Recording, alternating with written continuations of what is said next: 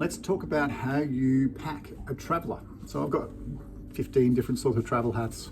The main principle is you have a crochet crown, which is literally indestructible, and which the biggest fault with Panamas is that when they get a bit dry and you squish the crown, they crack and then you get a hole, and it's really depressing. So this hat does not do that, but it will also have a reinforced brim. So whatever you do to the brim, it always holds its shape. So when you go to pack it, if you're going on a 20-hour flight across to the other side of the world, then pack it like you'd normally pack any hat, which is you put something in the crown and sit it flat and then pack around it, and it'll hold its shape. Because the catch with Panamas is they have a memory. So if you fold them, it'll remember the fold, which is really annoying.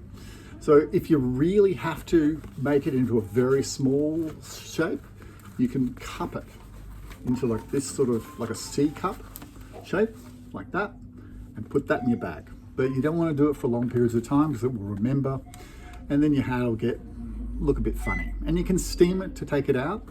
And it's also important when you're doing all these things and being rough on your Panama, you can do that.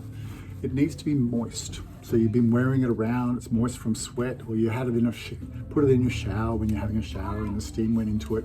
But when it's moist, it's supple and you won't wreck it. When it's dry, you got to care for it. So when you pack them, just have a think about it. Make sure it's moist.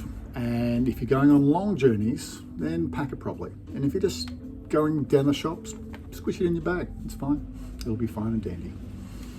That's how you pack a traveler.